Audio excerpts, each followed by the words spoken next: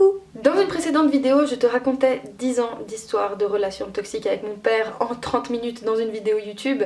Comme tu peux te l'imaginer, j'ai pas pu dire énormément de choses, j'ai oublié plein de choses importantes, mais le plus gros du message est passé. D'ailleurs, merci infiniment pour les retours que j'ai reçus sous cette vidéo, c'était juste incroyable, vraiment, genre j'ai été trop contente de voir comment elle a été accueillie. Donc merci infiniment. Comme promis, je viens du coup avec cette vidéo pour te parler des solutions que j'ai trouvées à mon problème, donc je te conseille vivement de regarder la vidéo en question que tu trouveras dans la description pour comprendre celle-ci, bien que ça soit pas primordial, c'est juste que pour que tu comprennes un petit peu de quel problème je vais parler, parce que je vais pas tout réexpliquer de A à Z, mais voilà, j'avais envie de faire cette vidéo pour t'expliquer par rapport à mon expérience, qu'est-ce qui m'a servi, qu'est-ce que j'ai fait pour m'en sortir, pour aller mieux, quelles ont été les petites choses qui m'ont aidé au quotidien. Alors après, à nouveau, comme d'habitude, un professionnel va toujours avoir de meilleurs conseils que ce que moi je vais te dire. Alors après, ça dépend de quel professionnel on parle, hein, parce qu'il n'y a pas tous les psys et tous les thérapeutes qui sont très bien placés pour tout ça, mais la plupart du temps il y a des gens payés pour ça qui font très bien leur boulot, donc voilà, mes conseils ne valent pas ceux d'un spécialiste, c'est juste que je pense que ça peut être intéressant déjà pour que tu te remettes en question et pour que tu essayes par toi-même d'aller mieux, de voir cette vidéo, éventuellement ça pourrait t'aider.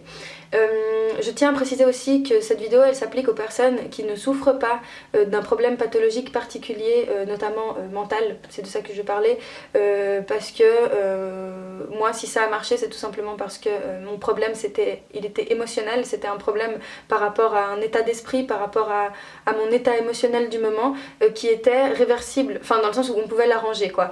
Il y a des personnes qui vont se reconnaître dans les schémas problématiques et de rage que j'ai cités dans la vidéo, la première vidéo, mais qui auront besoin d'une aide beaucoup plus poussée et qui vont avoir besoin d'un suivi beaucoup plus strict, peut-être même d'une prise de médicaments ou quoi. Alors je dis pas que je suis pour, je dis pas que je suis contre, je dis juste que ça peut s'avérer nécessaire pour des personnes qui ont de réels problèmes psy. Donc voilà, cette vidéo là n'est pas adressée à ces personnes là, peut-être ça peut les aider, mais voilà, c'est juste pour dire qu'il y a différents niveaux de détresse et puis là on va parler d'un niveau qui peut être rattrapable par soi-même, c'est ça que je veux dire. Donc qu'est-ce que je voulais commencer à dire? Il faut déjà comprendre un truc hyper simple mais super important, c'est le cycle des émotions.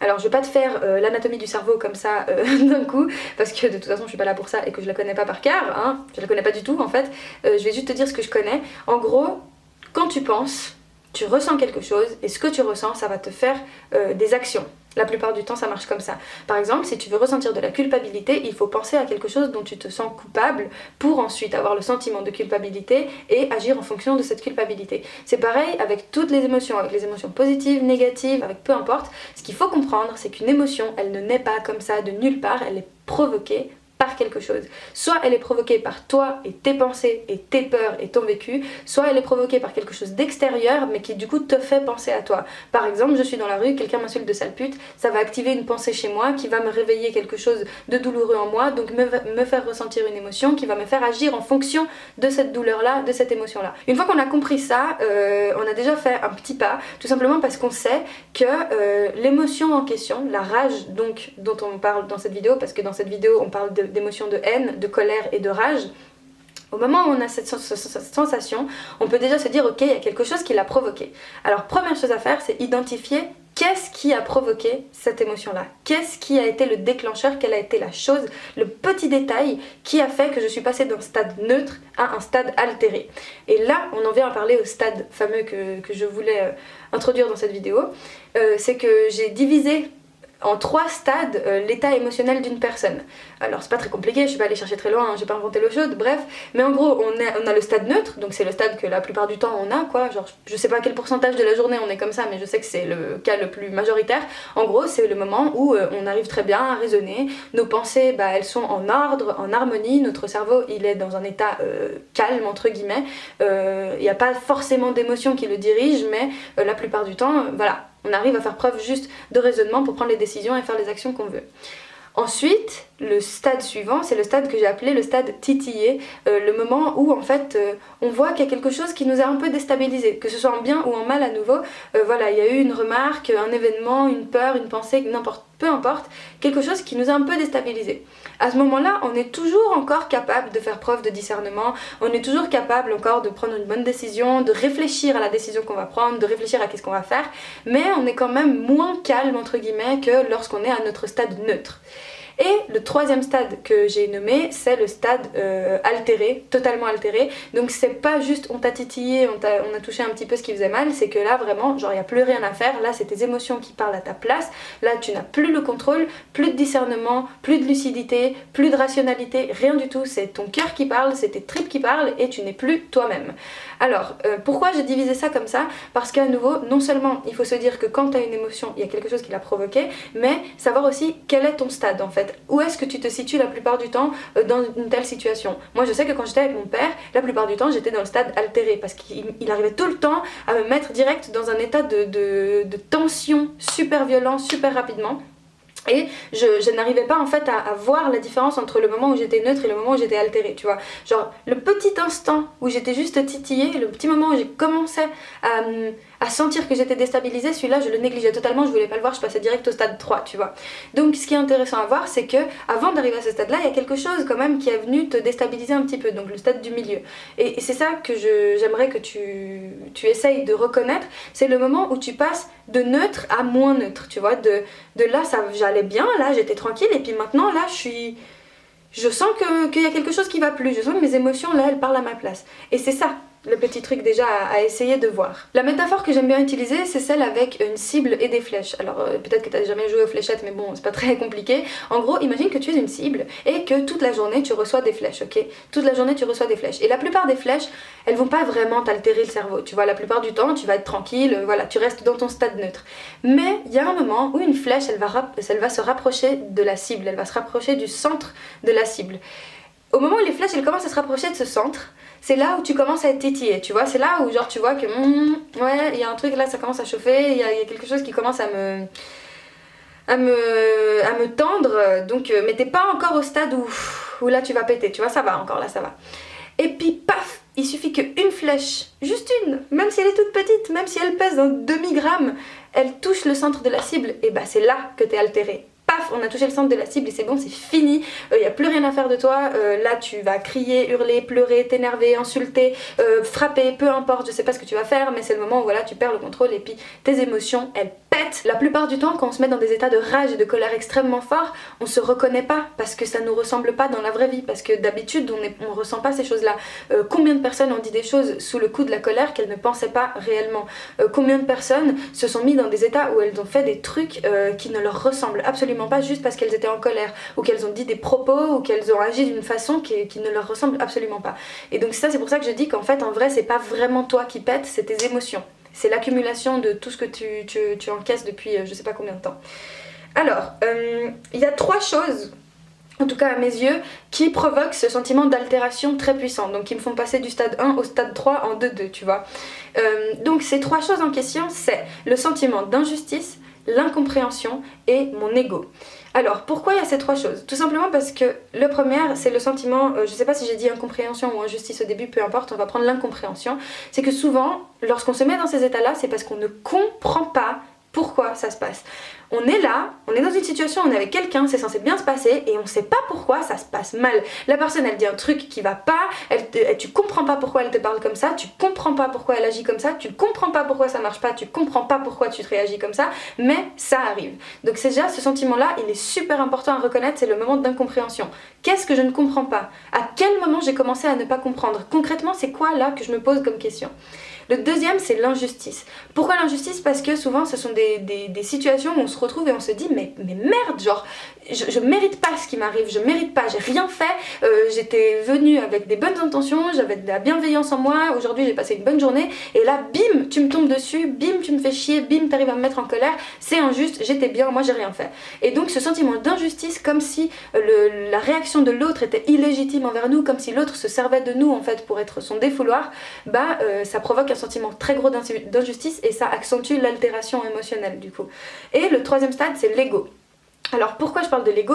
Comme tu le sais, moi je définis l'ego comme la partie de toi qui te personnifie. En gros c'est ce que tu penses être, c'est la matérialisation de ta petite personne. Et souvent moi je la définis par l'enfant blessé, l'enfant intérieur blessé, tu vois, genre c'est cette partie de toi qui a mal, sur qui on a tiré toute la vie, tu vois, et puis qui du coup porte nos blessures émotionnelles. Donc j'en avais parlé aussi dans une vidéo qui s'appelle les 5 blessures qui empêchent d'être toi-même, que tu trouveras aussi dans la description.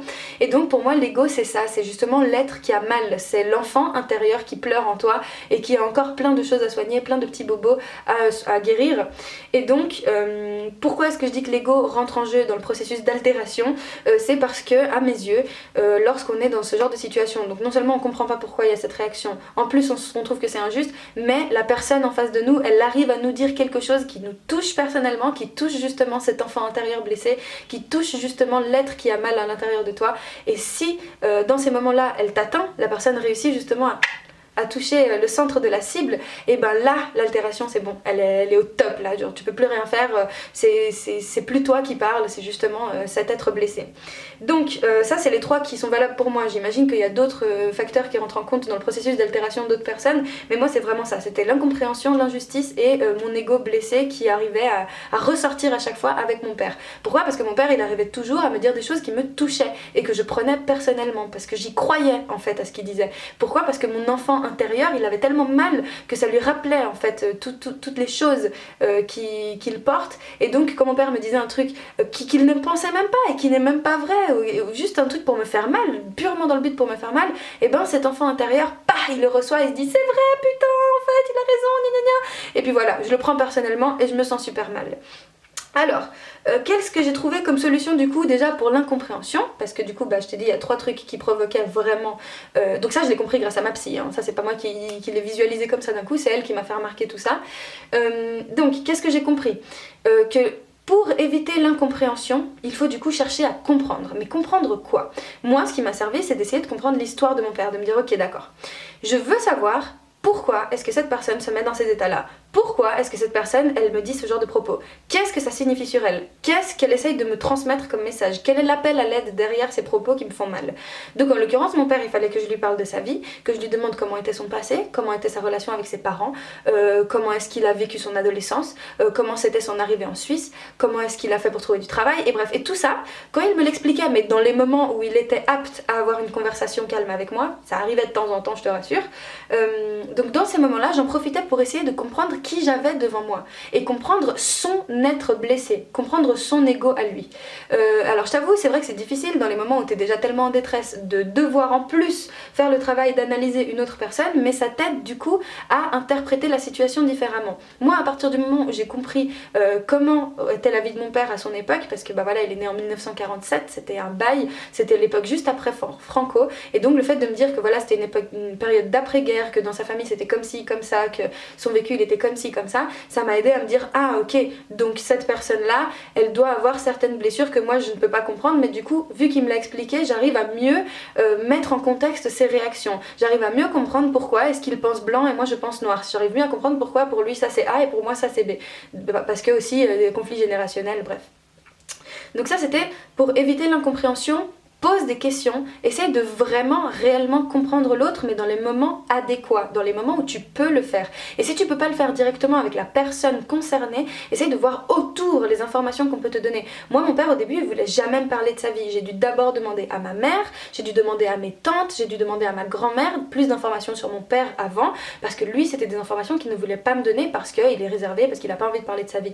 Et petit à petit, j'ai réussi à avoir plus d'informations et à mieux savoir qui j'avais en face de moi. Ensuite, en ce qui concerne le sentiment d'injustice, ça c'est quelque chose que j'ai compris avec le temps, c'est que j'ai arrêté de voir la situation comme un truc injuste justement. J'ai commencé à me dire que c'était comme ça, que c'était la vie. Alors ça veut pas dire que j'étais que je reniais ce qui se passait, ça veut pas dire que j'étais dans le déni, ça veut juste dire que j'avais enfin compris qu'il n'y avait pas spécialement le monde qui était contre moi à ce moment-là, que c'était pas forcément une question que je dois le prendre personnellement, c'est vraiment, je me disais, ok, la situation en l'occurrence elle est comme ça, il n'y a aucune raison particulière qui me pousse à croire que je mérite cette situation, mais toujours est-il que c'est comme ça, c'est l'histoire de la vie de chaque être humain. C'est-à-dire qu'on se retrouve tous dans des situations où on vit des choses qu'on ne mériterait pas a priori, où on est dans une situation qui ne nous convient pas, on ne sait pas pourquoi, et c'est juste de se dire ok, c'est là, je n'y peux rien. C'est là, maintenant que c'est là, je peux pas tout le temps être contre mon destin et me dire non, non, non, ce que je vis c'est injuste, j'accepte pas, j'accepte pas, j'accepte pas. Non, j'accepte que je vis ça, je sais que je le vis. Attention, accepter, ça ne veut pas dire qu'on soutient cette situation, ça veut pas dire qu'on la tolère, ça veut juste dire qu'on prend conscience qu'elle est là et puis qu'on ne va plus chercher d'aller à contre-courant, mais d'accompagner en fait le problème, tu vois, plutôt que d'essayer de l'invisibiliser et de l'éradiquer. Et donc là, à partir de ce moment-là, quand j'ai commencé à me rendre compte que le sentiment d'injustice que j'avais, il était clairement là parce que voilà, j'avais envie de me positionner en tant que victime aussi, parce que j'en étais une en vrai, mais je voulais pas alimenter cette sensation. Je me suis dit non, ok, ce que tu vis là c'est nul, ce que tu vis c'est injuste, mais c'est comme ça. C'est là, et maintenant trouve des solutions pour ça à la place de tout le temps te focaliser sur le fait que c'est pas juste. Et pour le troisième point, donc par rapport à mon ego, ça c'est le point le plus difficile. C'est juste qu'à partir du moment où on a compris que les flèches que la personne nous balance en question nous atteignent dans notre être intérieur, c'est à partir de ce moment-là qu'on doit se remettre en question et partir dans une quête interne hyper longue, hyper lourde, hyper dure, tout simplement parce que c'est à partir de ce moment-là qu'on va faire une introspection et qu'on va commencer à s'auto-analyser tout, à essayer de se dire ok, j'ai quoi comme blessure? Qu'est-ce qui est né à quel moment? Qui me provoque ces blessures-là? Pourquoi? Quels sont les éléments qui réveillent en moi des choses qui me font mal? Et pourquoi est-ce que ça vient de moi? Parce que là, les blessures qu'on ressent, tous ces sentiments, c'est juste des résultats de choses qu'on a déjà en nous, qu'on n'a pas encore arrangées, qu'on n'a pas encore réglées. Par exemple, un exemple tout bête, lorsque mon père me faisait culpabiliser quand je m'énervais, je me sentais coupable parce que lui, il me manipulait, parce qu'il me disait des trucs qui me faisaient chier, mais en attendant, je me sentais coupable parce qu'en vrai, à l'intérieur de moi, sans me rendre compte, je me culpabilisais déjà pour d'autres choses, en lien avec la relation avec mon père. Donc il fallait que je sache quelles étaient ces choses, pourquoi est-ce que je culpabilisais, à quel moment est né ce sentiment de culpabilité, de le comprendre et d'essayer de voir pourquoi est-ce que, genre, en vrai, je n'avais pas à me sentir coupable. Mais en attendant, je le ressentais tout le temps. Donc il fallait vraiment que j'essaye de décortiquer la situation et de la détecter et de me dire, ok, ça vient de là. Et c'est à partir de ce moment-là où on doit se dire ok, je vais me donner du temps pour moi et je vais essayer de me comprendre aussi, non seulement de comprendre l'autre mais aussi de se comprendre soi-même et de savoir pourquoi est-ce qu'on est la personne qu'on est aujourd'hui.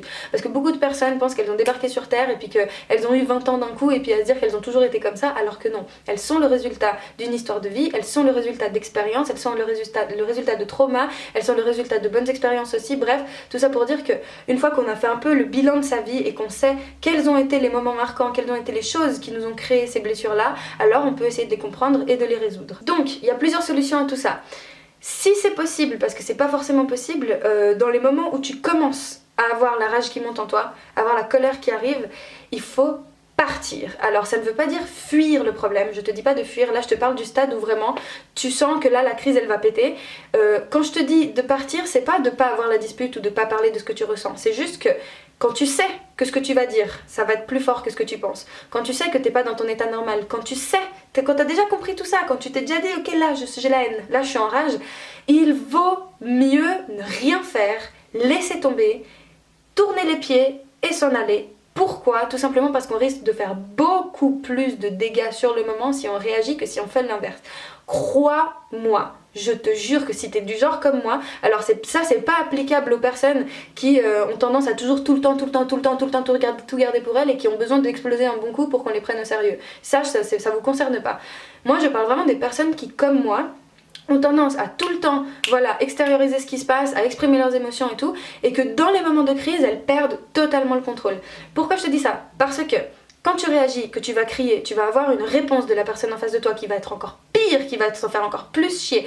Non seulement tu produis des substances qui dans ton corps te font du mal, notamment par exemple du cortisol par rapport au stress, et c'est mauvais pour tes organes, c'est mauvais pour ton corps, c'est mauvais pour ta tête, c'est mauvais pour ton estomac, c'est mauvais pour tout, et c'est tout simplement un danger pour ta santé de te mettre comme ça. Ton cœur il s'accélère, tu commences à être tendu, tu serres les dents, bref, voilà, le stress, la colère, la rage, et ça, il faut éviter un maximum d'avoir ce genre de moment. Moi, il y avait un moment où c'était tellement récurrent, comme je te disais, c'était toutes les semaines, qu'au bout d'un moment, j'en devenais malade, mais littéralement, j'étais malade à cause de ça.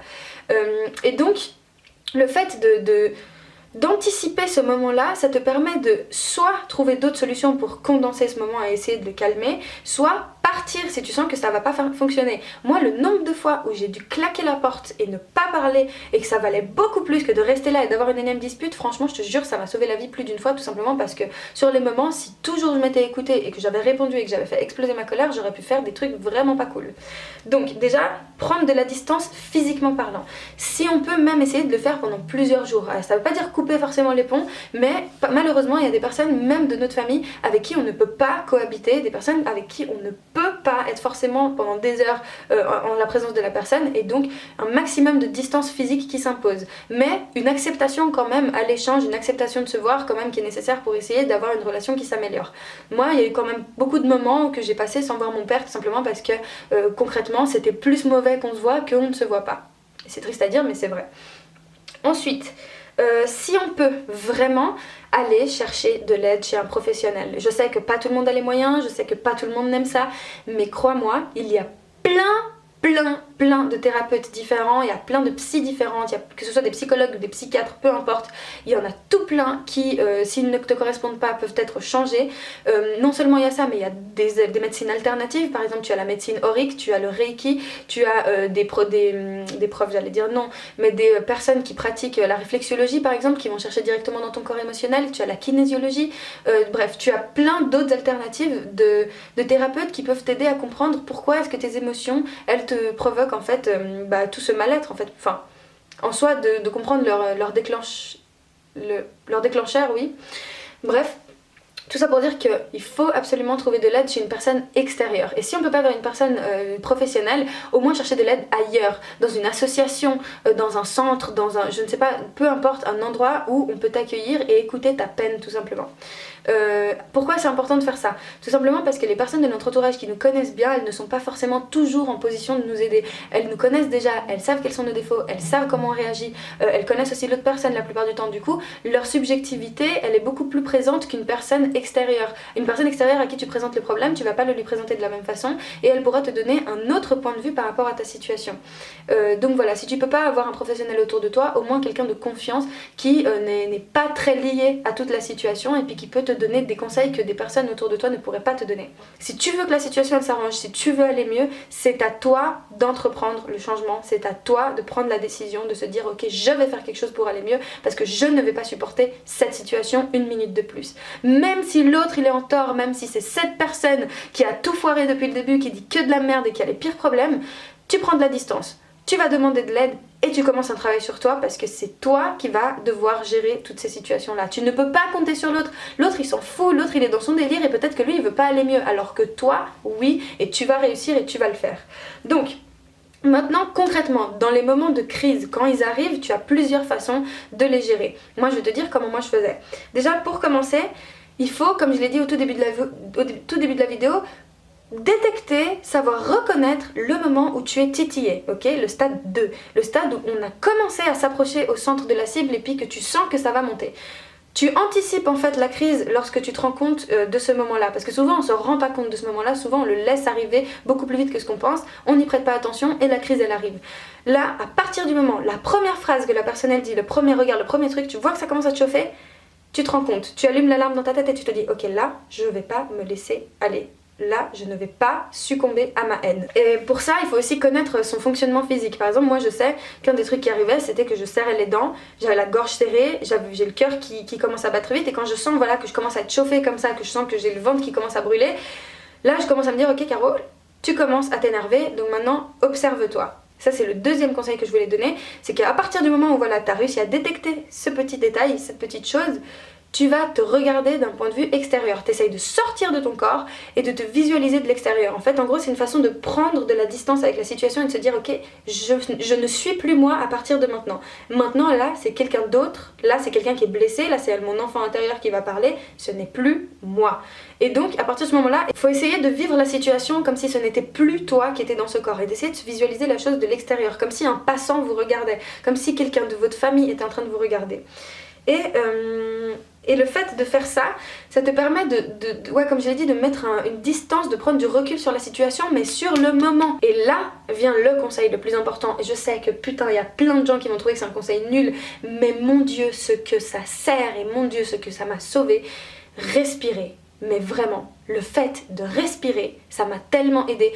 Je me suis rendu compte dans ces moments-là, et c'est ce que je savais pas avant, c'était que ma respiration se coupait, que je me condensais, que genre c'était comme si j'étais étouffée quand j'étais dans ce genre de moments-là et j'arrivais pas à avoir une respiration normale. Alors ce que je faisais dans les moments où je commençais à être titillée, justement au stade 2, j'essaye de me concentrer à nouveau, de mettre une distance. La personne elle parle, elle te dit de la merde, elle te fait chier, elle te casse les couilles.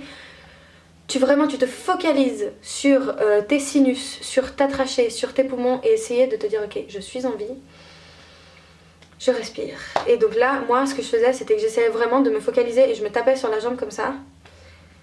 Et j'essayais de me contenir, et pas de contenir les émotions d'un mauvais point de vue, ce que je veux dire, c'est d'essayer de faire circuler tout ça, tu vois, de me dire ok, extériorise ta haine, c'est bon, il est en train de te chauffer, mais ça va calmer, c'est bon, ça va passer, tout ça c'est pas réel, tout ça c'est lui, c'est son problème, je ne suis plus dans mon corps, ça ne m'appartient pas, tout ça c'est son problème, ce n'est pas le mien. Et voilà, essayer vraiment de faire des grosses inspirations, des grosses expirations pour essayer de, tu vois, prendre du calme, essayer de prendre le temps, vraiment. Parce que le problème dans ces situations, c'est que tu te lances et tu prends le temps de rien. Tu respires plus, tu réfléchis plus, tu ne fais plus rien, tu es juste en crise et en colère. Donc voilà, le fait de vraiment se concentrer sur sa respiration et de se dire ok, qu'est-ce que je ressens. Essayer de vraiment ressentir sur le moment, genre là je commence à avoir mal au ventre, ok, là ma tête elle commence à me faire mal. Et puis là je sens que j'ai les dents serrées, je sens que j'ai les mains qui chauffent, je sens que je transpire, je commence à m'énerver. Essayer d'accueillir tout ça et de se dire ok, je vis ça. Je vais me permettre de vivre ça, mais je ne vais pas laisser que ça prenne le dessus. Je ne vais pas permettre à mes émotions de me mettre dans un état de colère tel que je vais le regretter. Donc voilà, essayez d'anticiper ce moment-là en justement respirant, en se concentrant et se concentrant surtout sur son ressenti. Ensuite, la dernière étape, vraiment, se mettre dans la tête qu'il ne faut pas réagir. Si tu sens que tu commences à être dans ces moments-là, à t'allumer, ne réagis pas sur le moment. Dis-toi que tu pourras exploser une fois que tu seras chez toi, une fois que tu seras avec une personne de confiance qui sait ce que tu vis, une fois que tu seras dans une situation où tu vas ne faire du mal à personne. Mais dans ces moments-là, ne réagis pas. Alors si tu ne peux pas le faire, tu t'en vas, mais dans tous les cas, tu fais quelque chose pour éviter d'avoir une réaction plus catastrophique, plus meurtrière qu'autre chose. Parce que dans ces moments-là, quand on commence à avoir la rage et la haine en nous, tout ce qu'on fait, c'est plus du bordel qu'autre chose. On fait que de la merde, on dit des trucs qu'on va regretter, on fait du mal à la personne en face de nous, on s'en veut, on culpabilise, on crie, on est mal, bref. Tout ça, ça nous met dans un état mauvais et il faut un maximum éviter ce genre d'état. Parce que plus tu vas les vivre, plus tu vas être mal, plus ton bouclier émotionnel il va être fragilisé, plus tu auras des situations de crise, bref. Plus tu fais ça, plus tu auras de situations comme ça, crois-moi, c'est un cercle vicieux sans fin. Donc il faut vraiment, ces crises-là, à partir du principe que tu as le contrôle dessus, tu peux faire en sorte de les anticiper ou pas, de savoir si elles vont arriver ou pas, notamment par différentes petites techniques que je viens de te dire, mais voilà, il y a mille façons de le faire. Il y a des personnes qui vont peut-être avoir besoin de regarder dehors ou de regarder un pigeon en train de manger, il y a d'autres personnes qui vont devoir, je ne sais pas moi, se lever, faire un tour ou s'enfermer dans une pièce seule pendant un moment, bref. Peu importe, trouve-toi ce qui te permet de, sur le moment, quand tu sens que ça monte, on va attendre, dire à la personne écoute là, maintenant, je pense que c'est une mauvaise idée qu'on discute, c'est mieux qu'on en parle dans un moment où ça ira mieux, mais là tout de suite, si je te réponds, sache que ça va péter, j'ai pas envie de te faire du mal, j'ai pas envie de t'allumer ta mère, j'ai pas envie de te boxer, on va se calmer, ok? Et donc dans ces moments-là, essayez de communiquer le plus calmement possible, mais je sais que c'est tellement dur, mais vraiment de prendre sur soi et de se forcer à se dire, là c'est pas le moment, je vais attendre d'être plus calme, je vais attendre d'avoir la tête claire et ensuite on va discuter de ce qui va pas, ok? Parce que dans ces moments-là, ça ne sert à rien. Avoir ce genre de discussion, ça ne sert à rien. Alors à nouveau, pour reprendre l'exemple des personnes qui ne disent jamais rien, qui n'explosent jamais, ce n'est pas valable pour ce genre de personnes. Tout simplement parce qu'il y a malheureusement des gens qui fonctionnent pas autrement, qui n'arrivent juste à exprimer leurs émotions que dans ce genre de moments-là. Et ça peut être bénéfique pour eux. Moi, je parle des gens qui sont comme moi, qui n'arrivent pas à contenir la haine et la rage et puis qui font plus de mal qu'autre chose lorsque ça arrive. Une fois qu'on a réussi à anticiper ce moment, à le visualiser, à respirer, à prendre sur soi et à comprendre qu'est-ce qui se passe en ce moment dans notre corps, essayez de se mettre dans une position de psy. Laissez l'autre parler, laissez l'autre vous dire de la merde, laissez l'autre vous attaquer. On s'en fout, ils vont faire chier jusqu'à la fin. Alors le meilleur à faire, c'est que tu te places en position de psy et tu te dises ok, je vais analyser cette situation, vraiment se mettre comme un comportementaliste animalier, je sais même pas si ça se dit, mais voilà, de dire en face de moi j'ai quelqu'un qui me casse vraiment les couilles, on va faire comme si j'étais dans un reportage et essayer de comprendre qu'est-ce qui se passe. Ah ok, à ce moment-là il est en train de s'énerver, ah bah là il est plus calme, ah il m'a dit un truc là qui m'a fait mal, est-ce que ça me fait vraiment mal? Non, ça me fait pas vraiment mal. Essayez vraiment de voir ça comme une émission limite, d'essayer de se dissocier de la situation et de se dire que t'es spectateur et non pas acteur de la situation. Une fois qu'on a pu sortir de la situation, une fois qu'on n'est plus en présence de la personne, une fois qu'on est tout seul ou qu'on est dans la rue, je ne sais pas, mais dans un endroit safe, on explose sa race parce qu'il faut que ça sorte. Ça ne peut pas rester à l'intérieur de nous. Il faut que ça reste au moment où c'est propice, mais une fois qu'il n'y a plus de danger pour l'autre et pour toi, tu exploses, tu laisses tout sortir, tu hurles, tu cries, tu chiales, tu pètes ce qu'il y a dans ta maison, mais je dis pas qu'il faut péter des mauvaises choses. Tu prends des coussins, tu les vides s'il le faut, tu prends des vieux habits que t'aimes pas, tu les déchires, tu extériorises ta haine comme tu peux. Si t'arrives pas, tu prends des feuilles, tu les déchires, j'en sais rien, mais tu fais quelque chose pour extérioriser ta haine. Je sais que c'est pas la meilleure des solutions, mais si tu n'as pas d'autre choix, c'est mieux que tu t'acharnes sur des objets sans te faire mal que sur une personne ou verbalement sur quelqu'un d'autre.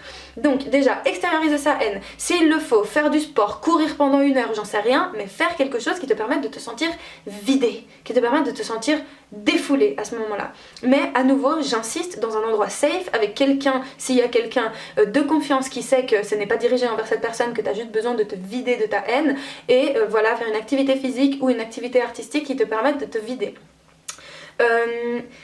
Pour que tout ça sorte, et que ce soit utile, il faut analyser la situation et se dire ok, là je ressens quoi? Tout ce que t'as pas pu dire, tout ce que tu peux pas dire à la personne, toutes les insultes que tu peux pas lui balancer, tu les écris, que ce soit à l'ordi ou que ce soit à l'écrit ou que même c'est envers quelqu'un, que tu expliques à quelqu'un tout ce qui va pas, mais il faut que tout sorte. Que t'as envie que la personne elle crève, que tu penses que c'est qu'une connasse et puis qu'elle mérite de crever, que je sais pas quoi, bref. Je sais que c'est horrible ce que je viens de dire, mais même si tu penses ça, il faut que ça sorte, il faut que tu t'entendes dire ces choses, il faut que tu réalises que tu penses ces choses. Parce que si tu t'en rends pas compte, ça va revenir et ça va être encore pire à chaque fois. Une fois que tu t'es entendu dire ce genre de choses, une fois que tu t'es vu écrire ce genre de choses, les pires choses qui ne peuvent pas sortir de toi en présence de cette personne parce que tu sais que ce serait terrible, eh ben tu peux prendre de la distance et te dire waouh putain ça c'était moi, oh mon dieu je peux pas y croire que j'ai pensé ça, comment est-ce que j'ai pu vouloir un truc pareil, tu vois. Mais le fait de l'écrire et de laisser une trace de ce qui se passe, ça te permet de prendre de la distance et de comprendre ce qui se passe. N'oublie pas que comprendre c'est dominer et il faut que tu te comprennes et que tu comprennes ce qui se passe vraiment dans ta tête. Parce que souvent dans les moments de crise, toutes les choses qui se passent, on ne va pas s'en souvenir forcément, on a des moments d'amnésie que notre cerveau nous provoque pour nous protéger parce que ça nous fait trop mal, et donc le fait de garder une trace de ça, ça nous permet de nous souvenir de qu'est-ce qu'on a pensé, de qu'est-ce qu'on a ressenti à ce moment-là. Je me rends compte qu'il y a tellement de choses à dire que voilà, je vais m'arrêter là parce que sinon je vais jamais m'arrêter, mais j'espère que ça aura pu t'aider un minimum. J'aurais pu te parler de la part spirituelle de toute la question, mais là je préférais rester dans le plus rationnel de la chose, plus concret, tu vois, pour que ça parle à un maximum de personnes, mais il n'y a pas que ça à faire, hein. Il y a un puzzle immense qui peut te permettre d'aller mieux, donc voilà, j'espère que déjà ça aura pu t'aider. Si t'es dans cette situation, cherche de l'aide, ne reste pas dans ta merde tout seul et essaye déjà de comprendre que c'est à toi d'entreprendre un processus de changement parce que c'est pas l'autre qui va le faire à ta place. Rien ne va changer tout seul, le monde ne va pas s'arranger pour toi, c'est à toi de t'adapter à toute cette situation. Ça ne veut pas dire l'accepter, ça veut juste dire de trouver les outils pour pouvoir la vivre différemment et que ça ne te fasse pas si mal que ça, voilà. Prends soin de toi, je te fais un énorme bisou, je pense très fort à toi, souvent d'ailleurs, et d'ici la prochaine vidéo, je t'embrasse très très fort, et n'oublie pas que je t'aime. Bisous.